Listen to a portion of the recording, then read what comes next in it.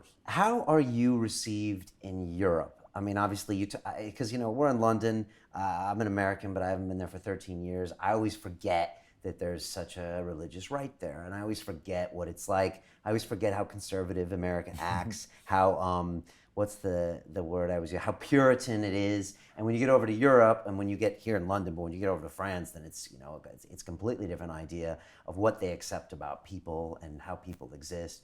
How are you received here? So I am received in Europe, in my opinion, far better than America. And not to bash America in any way, but Europe is ahead when it comes to quite a few of its social leanings, quite a few of its philosophical perspectives. There's a lot less religiosity here in this continent.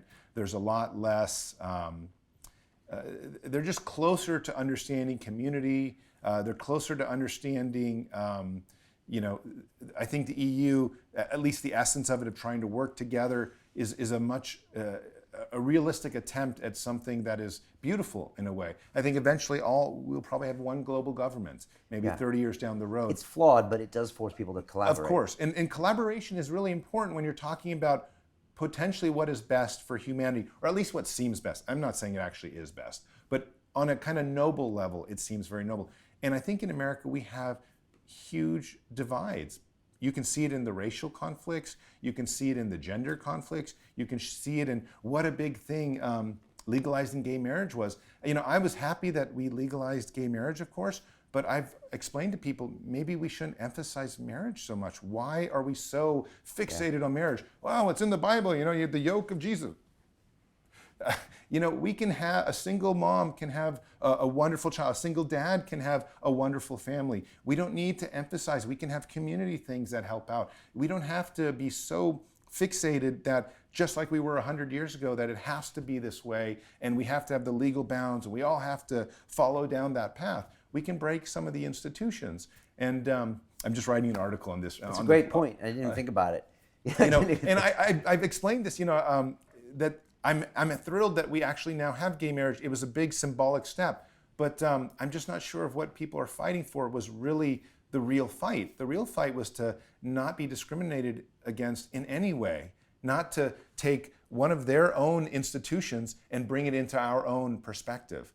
And so I think the next battle is going to be getting over some of these things. I'm pretty sure that marriage won't last through the century, because when people start uploading themselves, and we have the nanotechnology, the ability to change our genders on demand potentially in 50 years, or people want to do it just for a year, whatever, things are going to change dramatically. I told my wife the other day, I said, if a robotic arm comes onto the market and it's better than my arm, I'm going to electively get it, because I like the idea of upgrading myself. Well, she wasn't thrilled with that. She said, well, I don't know if I want a husband who has a robotic arm. It's cold.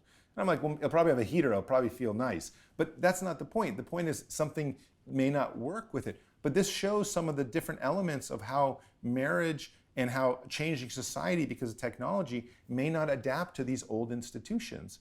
Maybe we'll have something other than marriage. Maybe we'll have other types of commitments that are less formal and don't drag 50% or 40% of the population through divorce, where finances get affected, and all these other things. So transhumanism is not just about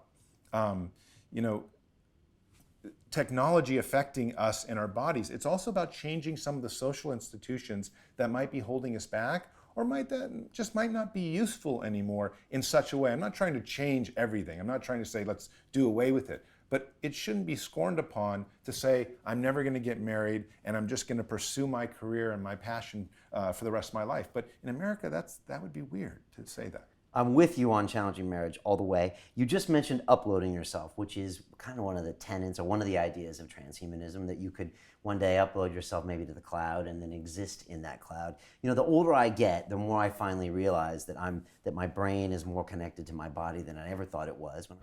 To watch the rest of this fascinating interview, click on the link below and go to londonrealacademy.com. There you can sign in with your social media login and watch the rest of the episode for free, along with all of our episodes on London Real, my webinars, and all of our premium content, all located over at londonrealacademy.com. So click on on the link below. You'll be directed there and you can watch the rest of this fascinating interview, and I'll see you there.